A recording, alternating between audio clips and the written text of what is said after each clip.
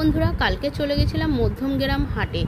আর হাটে গিয়ে ফার্স্টেই চলে গেছিলাম মাছ বাজারের দিকে।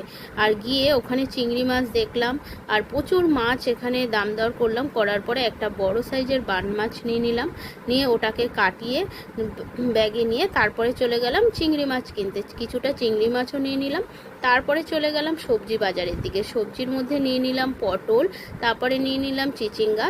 নিয়ে ওখান থেকে আবারও বেশ কিছুটা দূরে গিয়ে আর একটা সবজির দোকানে গিয়ে নিয়ে নিলাম চাল কুমড়ো। ওখান থেকে চাল কুমড়ো কিনে চলে আসলাম আর একটা সবজির দোকানে।